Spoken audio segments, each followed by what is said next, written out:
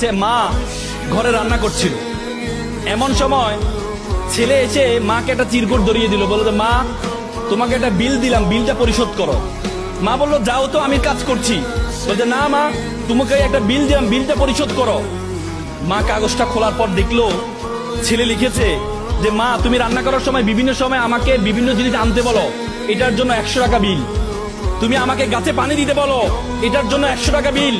তুমি মাঝে মধ্যে দোকানে পাঠাও, এটার জন্য 100 টাকা বিল। মা এটা দেখে দাঁড়ানো অবস্থা থেকে বসে যায়।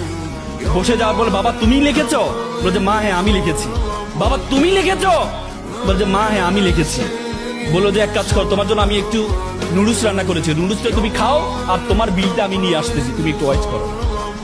মা একটা কলম নিয়ে সে কাগজের বিপরীত পাঠে লিখলো, বাবা 9 মাস তোমাকে পেটে ধারণ করেছিলাম, জীবনে এত কষ্ট, টানা 9টা মাস তোমাকে আমি বহন করেছি। রাতে ইচ্ছে করতো একটু ডান পাশ হই, কিন্তু ডান পাশ হতাম না, আমার বাবুটা যদি পেটে ব্যথা পায় সেজন্য আমি ডান পাশ হতাম না। ইচ্ছা করতো একটু বাম পাশ হই, কিন্তু যে বাবুকে আমি দেখি নাই তার প্রতি আমার এত মহব্বত, আমি বাম পাশ হতাম না যে আমার সন্তানটা যদি ব্যথা পায়। সেটার জন্য তোমার বিল 0 টাকা। তুমি জন্মগ্রহণ করেছিলে, জন্মগ্রহণ করার পর 2টা বছর যে পরিমাণ ঘুম ভেঙেছে আমার, যে পরিমাণ প্রায় 6 মাস টানা, 6 মাস পরিমাণ ঘুম আমি ঘুমাই নাই আমার সন্তানের জন্য, সেটার জন্য বিল 0 টাকা। তুমি পিঠা পছন্দ করতা, ওই দিন পিঠা রান্না করেছিলাম তোমার জন্য, পরিবারের সকলে পিঠা খেয়েছে। সর্বশেষ একটি পোড়া পিঠা ছিল, সারাদিন কিছু খাইনি, চিন্তা করেছিলাম পিঠাটা খাবো। তুমি বাইরে থেকে দৌড়িয়ে এসে বললাম মা এটা কি অন্য পিঠা, এই পিঠাটা আমি খাবো।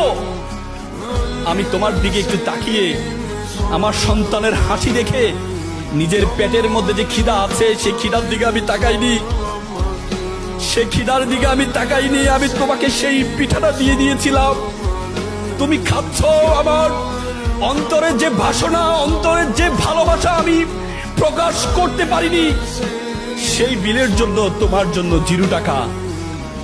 সন্তানকে যখন দেয়া হলো, সন্তান এটা দেখে মাকে জড়িয়ে ধরে কান্না করে বললো মা তোমার কাছ থেকে কোনো বিল আমি চাই না। চুমু খেয়ে ছেলে কান্না করে দিয়েছিল।